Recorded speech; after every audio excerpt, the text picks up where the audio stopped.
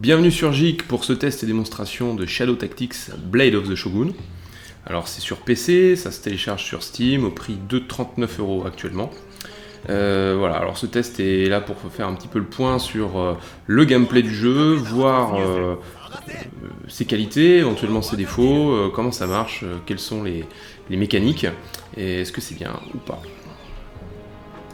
Donc revenons un petit peu à la page d'accueil, c'est le moment de présenter nos personnages. Donc là on a notre shinobi, notre samouraï, notre kunoichi, un papy qui lui est un tireur d'élite, une sorte de sniper, et une jeune fille qui est une voleuse adepte des pièges. Alors chaque personnage a ses propres caractéristiques, ses propres skills, et c'est en les combinant que vous allez pouvoir un petit peu déjouer la difficulté des différents niveaux du jeu.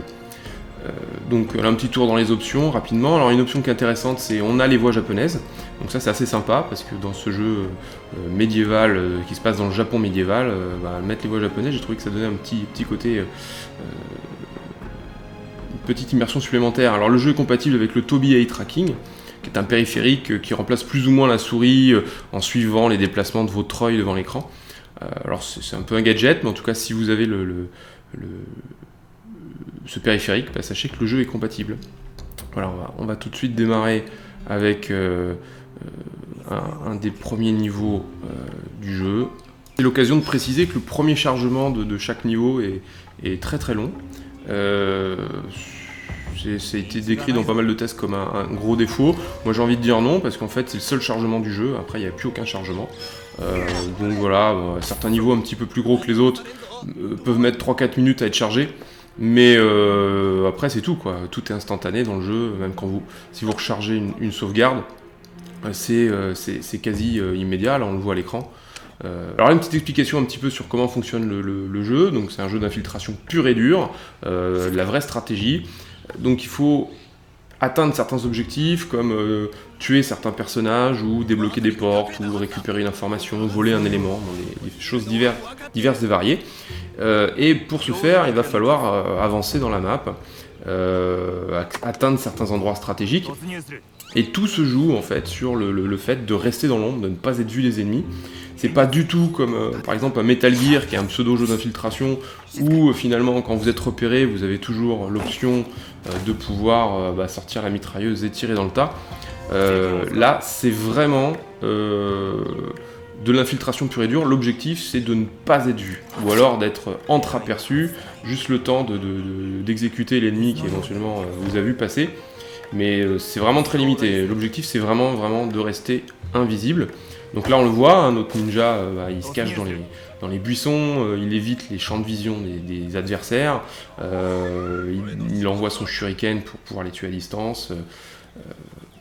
Voilà, tout se fait dans l'observation, le calcul, l'anticipation. Donc c'est très important de bien observer tous les gardes, leurs déplacements, quels sont leurs champs de vision, est-ce qu'ils regardent à gauche, à droite, est-ce qu'à un moment donné ils s'arrêtent pour discuter. Voilà, faut tout regarder, étudier le décor, voir où est-ce que vous pouvez vous cacher, où est-ce que vous pouvez vous déplacer, éventuellement reculer si un ennemi vous entend, oui, parce qu'il y a aussi le bruit qui rentre en compte. Si vous lancez un shuriken, même si on ne vous voit pas tuer un adversaire, il va y avoir un son, et ce son, si un garde est trop proche, par exemple derrière un mur ou derrière n'importe quoi, il peut vous entendre et donc se poser la question de se dire tiens, qu'est-ce qui se passe, je vais aller voir.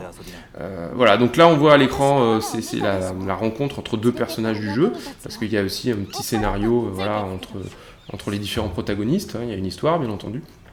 Là donc on a rencontré la voleuse Yuki, qui a la capacité elle de poser des pièges et d'appeler en fait, de faire venir les adversaires avec un sifflet. Donc elle va utiliser son sifflet et elle va alerter les gardes. Ils vont se poser la question qu'est-ce que ça peut être, ils vont se déplacer, essayer de trouver, et donc c'est un moyen de les attirer en fait vers votre piège, ou tout simplement de les faire se décaler, ou les attirer vers un autre personnage qui va pouvoir utiliser un autre skill. Donc tout ça peut être combiné à l'infini, en fait c'est très ouvert, c'est vraiment à vous de trouver les combinaisons, je crois qu'il n'y a pas de limite. Donc là, boum, voilà, le piège a fonctionné, donc le garde est mort. Donc là on est dans une phase du jeu, c'est vraiment le tout début du jeu, c'est très facile. Enfin, c'est très facile, vous allez voir qu'en fait, non, on se fait quand même tuer, même au départ. Mais c'est beaucoup plus facile, hein. Il y a peu de gardes, c'est assez ouvert, c'est des grands espaces, il y a beaucoup d'endroits pour se planquer, beaucoup de buissons, etc. Et après on se retrouve dans des zones où ça va être de fil en aiguille beaucoup plus compliqué que ça. Bon, c'est normal d'y aller progressivement. Donc là, on va faire une petite démonstration du fonctionnement. Alors, si vous observez, si vous cliquez en fait sur les gardes, les personnages, les civils, enfin tous les petits bonhommes qui se baladent là sur cette map, vous voyez un petit peu leur champ de vision. Donc, qu'est-ce qu'ils peuvent voir? Donc, en fait, la zone verte, complètement verte, c'est ce qu'ils voient totalement. Donc, si vous vous déplacez là-dedans, vous êtes repéré immédiatement. Et la zone qui est en fait rayée, c'est une demi-vision, c'est-à-dire que si vous êtes accroupi dans cette zone-là, vous ne serez pas vu. Par contre, si vous êtes debout, si vous vous levez pour tuer un adversaire, là vous allez être aperçu. Donc vous voyez, Yuki, elle a sifflé dans son sifflet, elle a tiré le garde, et là en l'occurrence, je vais le tuer avec le shuriken du ninja. Voilà, c'est une petite combinaison simple, j'aurais très bien pu poser un piège, ça aurait été exactement pareil. Là c'était un petit peu pour faire une démonstration de l'interaction entre deux skills de deux personnages différents. Donc pensez bien, voilà, il faut faire attention à cacher les corps des gardes, parce que si, bon là il n'y en a pas de patrouille, mais s'il y avait une patrouille ou des personnages qui se déplacent sur cette carte et que un corps est aperçu, bien entendu ça va soulever des questions, et là les gardes tout de suite, l'alerte va être donnée, il y a plein d'autres gardes qui vont se pointer, ça va rajouter des patrouilles, hein, des gardes qui n'étaient pas là vont venir sur la zone et vont rajouter des patrouilles qui n'étaient pas prévues au départ. Donc en fait si vous faites repérer, ça peut devenir beaucoup plus compliqué d'un seul coup, quoi. Donc c'est très important de bien tout étudier, de faire énormément de sauvegardes rapides, parce que si vous avez tué 3-4 personnages et puis que finalement un petit peu plus loin vous vous faites tuer, malheureusement vous allez revenir au début de la map. Vous voyez, j'ai alerté, donc j'ai fait venir un civil et un garde. Donc le garde, lui, il s'est fait tuer, il était le premier à entrer sur mon piège, mais le civil, lui, voilà, il s'échappe, il va aller prévenir d'autres personnes. Donc j'ai vite réagi avec mon ninja pour lui envoyer un shuriken.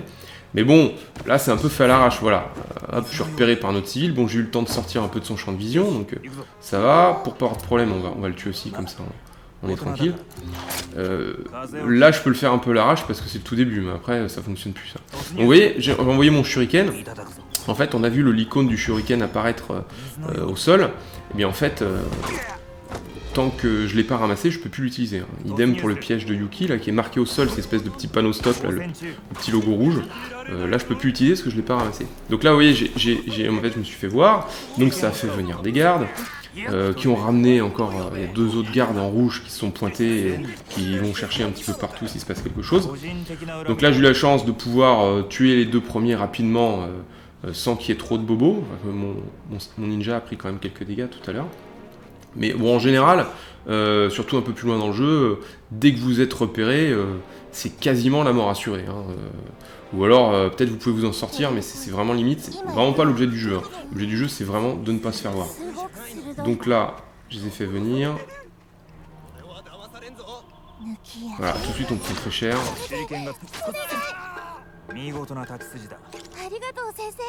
Donc, vous voyez les deux, voilà, je ramasse mon shuriken. Yuki va ramasser son piège. Et on va aller planquer les corps dans les buissons. Alors vous pouvez planquer dans des buissons, les balancer dans les puits, les jeter dans l'eau. Voilà, il y a plein de façons de faire disparaître les corps, ça c'est pas ce qui manque. Il y a plein d'interactions possibles aussi avec le décor, on va le voir un petit peu plus loin. Là par exemple, bon, je grimpe aux lianes. On peut bien sûr monter sur les toits, on a un grappin. Bon, alors, on peut pas l'utiliser partout, hein. On peut interagir avec seulement certains éléments spécifiques. Sinon ce serait trop facile. On peut bien sûr monter aux échelles. On peut utiliser le décor pour tuer les gardes, balancer des rochers, des stalactites, faire réagir les taureaux pour les énerver et tuer les gars. Il y a beaucoup de pièges, enfin d'éléments qu'on peut faire tomber ou qu'on peut faire rouler, dévaler, comme par exemple les chariots ou des entassements de tonneaux, enfin différentes choses comme ça un peu partout qu'on peut utiliser pour faire tomber sur les gardes. L'avantage de ça, c'est que en fait, même si d'autres gardes vous voient, enfin pas vous voient vous, hein, parce que si on vous voit vous, c'est terminé, là, c'est comme ce qui se passe à l'écran, il y a une alerte qui est donnée et tout de suite c'est compliqué à gérer. Mais en fait, s'il y a un accident, donc c'est un accident, si un accident se produit, et même si c'est vu par d'autres gardes, bien sûr, il va y avoir un point d'interrogation, ils vont regarder un petit peu autour ce qui se passe, mais tant que vous n'êtes pas vu vous directement, ça va pas ameuter d'autres gardes, ça va pas ameuter des patrouilles supplémentaires. Ça va se limiter au simple constat, bah tiens, oui, il y a un truc qui est tombé dessus, c'est pas de chance, quoi, voilà. Les mecs vont repartir, et du coup, ça vous permet d'éliminer comme ça des gardes aux yeux de tout le monde, sans en fait déclencher d'alerte conséquente. Donc c'est très pratique, et puis c'est vrai que c'est super sympa de pouvoir utiliser les éléments du décor pour un petit peu éliminer les personnages, ça fait varier un petit peu le gameplay. Donc voilà, on va continuer à voir un petit peu démonstration de ce qu'on peut faire dans le jeu. Donc moi, chaque personnage a donc des skills bien spécifiques, hein, et en fait vous n'allez pas forcément avoir à chaque fois tous les personnages disponibles pour les missions. Ça va être très variable, c'est-à-dire que là par exemple on a Ayato le ninja et puis Yuki la voleuse.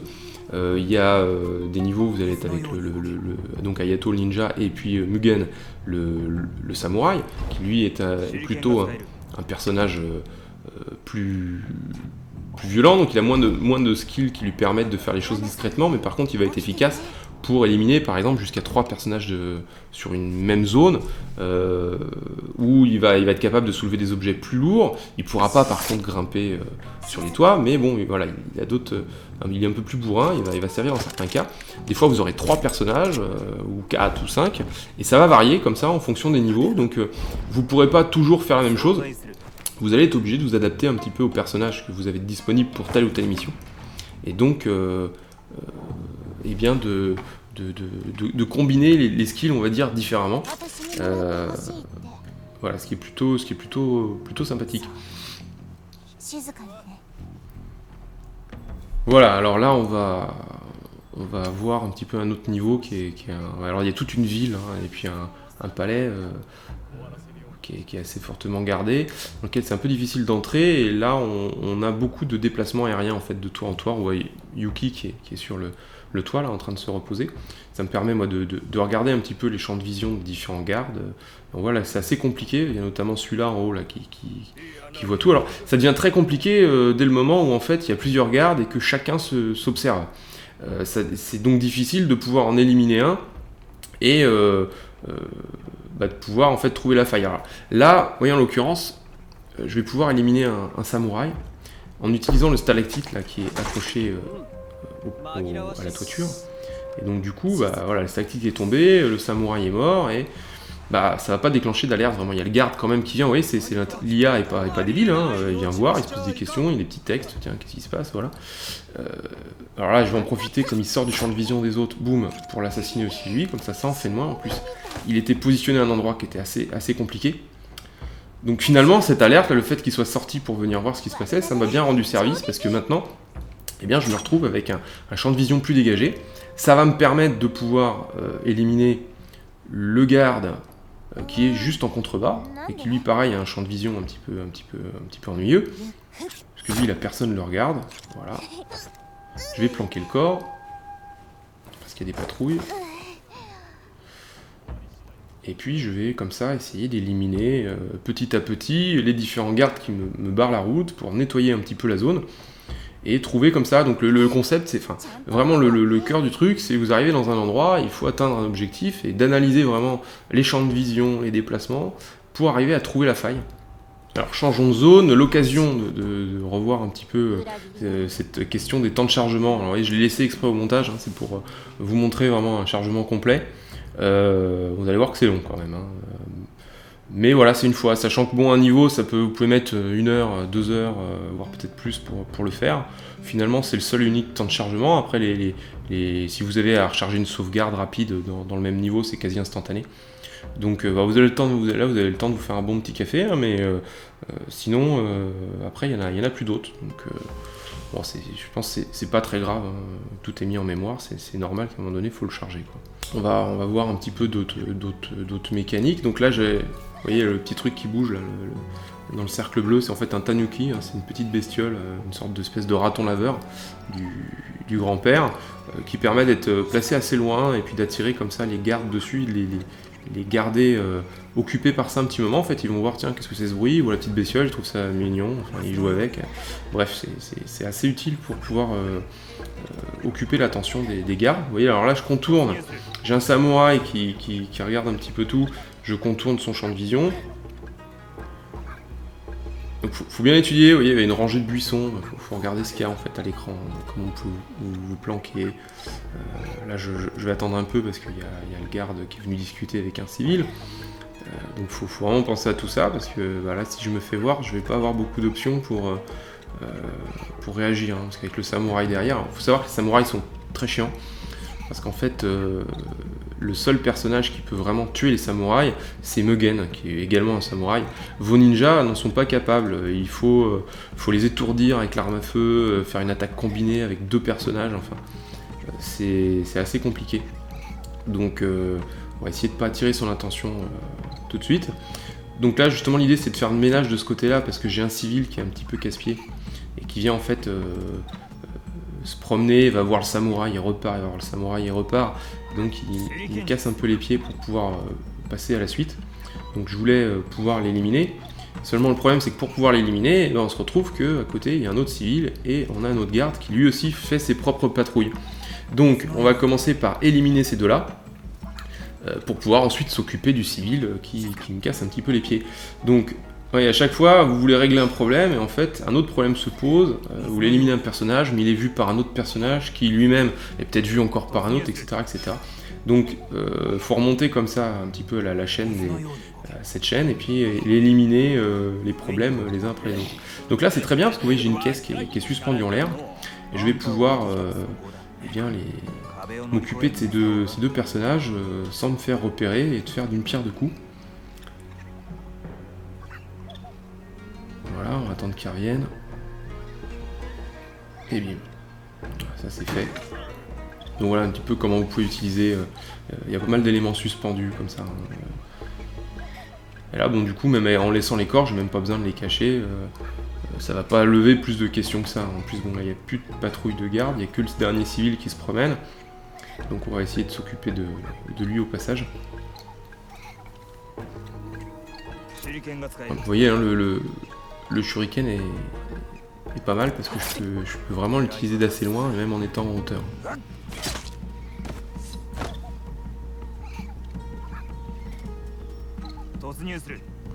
Vraiment chaque skill est important. Il va vous permettre de sortir d'une situation, ou même de plusieurs. Et il n'y a vraiment pas qu'une seule façon de faire. Ouais, moi j'ai fait comme ça là, parce que c'est l'idée qui m'est venue, mais il y a d'autres façons de procéder auxquelles j'ai pas pensé. Des fois il y a même d'autres passages, c'est-à-dire que j'ai pas forcément étudié la map à fond, ou il y a des choses peut-être que j'ai pas fait attention. J'aurais peut-être pu faire le tour d'un autre côté.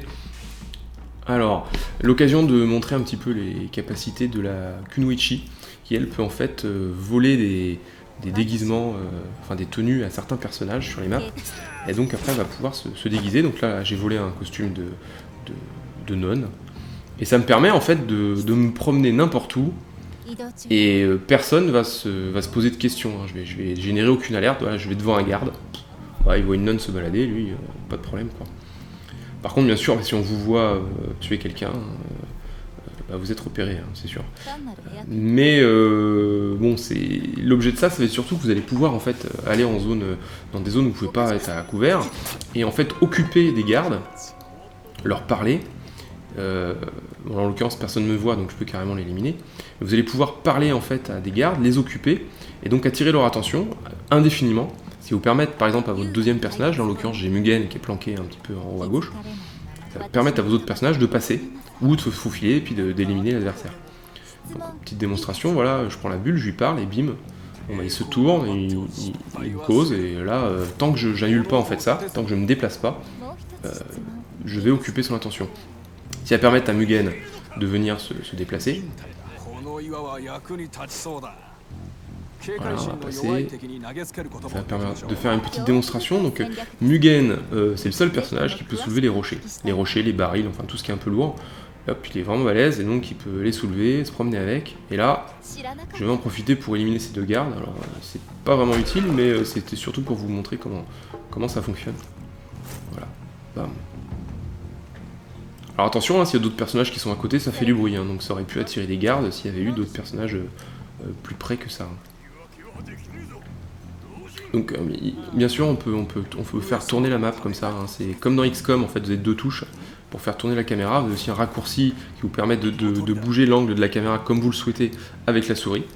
Voilà, si vous connaissez XCOM, c'est vraiment le même mécanisme. Alors là, on va voir un autre skill, c'est la bouteille de saké.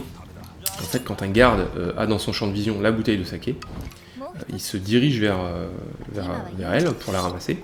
Et ça vous permet comme ça d'attirer un garde à un endroit qui vous intéresse pour pouvoir l'éliminer discrètement. Alors, il faut savoir que si vous loupez votre coup et que le garde ramasse la bouteille de saké, il va la garder, se barrer avec. Et donc tant que vous n'aurez pas éliminé ce garde, vous ne pourrez plus récupérer votre bouteille de saké, vous ne pourrez plus l'utiliser. Voilà, il ramasse la bouteille, et puis hop, on va le planquer. Donc là, vous voyez, bon, je parle avec le garde, mais il peut toujours me voir. Hein, faut que j'aille me positionner derrière, comme ça. Hop, je lui parle, et là, il va se tourner, et je vais pouvoir passer. Attention, moine. Hop, on a vu vite fait. C'est bon, alors. Voilà, quand quelqu'un vous voit, si vous avez vraiment une seconde peut-être pour réagir, et pouvoir sortir du champ de vision, sinon ça déclenche l'alerte. Le gars, en l'occurrence, le moine se serait barré, il serait mis à courir, il aurait été prévenir les gardes, et j'aurais eu plein de patrouilles qui me seraient tombées dessus. Et là, ça aurait été compliqué, parce que bon, là on est dans quelques niveaux plus loin que le départ, on doit être au niveau 5 ou 6, quelque chose comme ça. Ça devient un peu plus compliqué. Donc là, je vais assez vite, mais en fait, j'ai déjà fait tout ça. Donc, sinon, il faut vraiment analyser. Bon, de toute façon, vous voyez, j'ai alerté. Alors là, je vais avoir du mal, hein, parce que, vous voyez, le samouraï m'a vu, derrière, ça alerte, il patrouille. Voilà, le mec de derrière, ça les a alertés aussi. Tout le monde va se pointer, ça va être... Ça, là, c'est quasi impossible de se sortir d'une situation comme ça. Vous pouvez recharger la sauvegarde, il n'y a pas de problème. Donc c'est pour ça qu'il faut sauvegarder vraiment très très souvent. Le jeu ne pardonne pas grand-chose. Voilà, donc vous l'avez vu, hein, c'est très technique, c'est vraiment un jeu de stratégie pure. L'action ne se fait pas au tour par tour, hein, comme dans XCOM, c'est du temps réel, donc il faut vraiment anticiper, parce que quand les éléments s'enchaînent, eh bien c'est très compliqué de réagir voilà, à une situation inattendue. Le jeu est beau, il est joli. Bon, après, les personnages en eux-mêmes, si vous zoomez, vous verrez que c'est quand même pas la qualité d'un XCOM, hein, c'est plus grossier, mais enfin c'est pas l'objet du jeu, quoi. Le jeu ne repose pas sur la qualité graphique, c'est tout à fait suffisant pour ce type de jeu. Les sons, enfin les musiques sont vraiment sympas, vous êtes sur des musiques typiques du Japon médiéval, donc c'est vraiment... on peut pas en demander plus, hein, y a pas de critique à faire sur ce point-là. Une bonne immersion, c'est très plaisant à jouer, les casse-têtes sont vraiment d'un bon niveau. C'est compliqué, mais en même temps c'est pas répétitif parce que c'est très très varié dans les façons de procéder. Alors pour finir, je vais faire un petit peu une démonstration des différents skills du papy sniper. Voilà, qui peut tirer à distance, qui a des bombes, qui a un tanuki, qui a différentes choses comme ça. Alors je vais faire un peu le bourrin, hein, c'est voulu, vous allez voir que c'est pas du tout une chose à faire. Il faut vraiment éviter de faire ça parce que ça va vite devenir très très chaud. Voilà. Donc, pendant que je laisse ça se dérouler, je vais faire un petit peu la conclusion sur ce test. Ça a été vraiment une très très bonne surprise, hein, c'est quand même un jeu qui est pas très cher. C'est un jeu d'infiltration vraiment stratégique, c'est assez rare quand même pour être précisé, parce qu'en général on a plutôt des jeux d'infiltration action, où on peut très facilement se rattraper voilà, par un coup de mitrailleuse ou une grenade bien placée si jamais on loupe son infiltration. Là, c'est pas le cas, c'est un vrai jeu d'infiltration tactique, où il faut anticiper tout, et rester dans l'ombre, être silencieux, voilà, un vrai jeu de ninja, quoi, en somme. Donc, vous avez vu, c'est joli, c'est vivant, on a un vrai Japon féodal, on a une musique qui va bien, on est dans l'ambiance, on a des personnages qui parlent entre eux, on a la possibilité d'avoir les voix japonaises, c'est vraiment très très agréable. Si vous aimez les jeux d'infiltration, si vous aimez la stratégie, si vous aimez le Japon, si vous aimez les jeux ninja, hein, tout ça, voilà, vous pouvez foncer les yeux fermés, vous allez vous éclater. Maintenant, si vous aimez pas passer 10 minutes à étudier ce qui se passe à l'écran, si vous voulez de l'action, foncer dans le tas, couper des têtes, etc., passez peut-être votre chemin, parce que c'est clairement un jeu de stratégie, c'est limite un jeu de réflexion, hein, c'est plus proche d'un casse-tête que d'un jeu d'action, quoi. Pour ce qui est de la durée de vie, le jeu dispose d'une très bonne durée de vie, puisque quand même, je crois de mémoire, 13 niveaux. Chaque niveau va prendre entre 1 heure et 2 heures pour en venir à bout, hein, plus ou moins, en fonction de vos capacités en infiltration. Donc c'est très correct, il y a une bonne rejouabilité, puisqu'il y a quand même des challenges, des espèces de défis à débloquer sur chaque niveau, comme par exemple arriver au bout d'un level sans tuer personne, ce qui peut être assez compliqué, donc c'est assez sympa. Voilà. J'espère que ce test vous a plu, qu'il vous a permis de vous faire une opinion sur ce jeu et ses mécaniques. Moi, clairement, j'ai adoré, et je vais continuer à y jouer, je pense, encore un bon moment, car c'est pour moi le meilleur jeu d'infiltration, toute plateforme confondue. A bientôt sur JIC pour d'autres tests et d'autres comparatifs.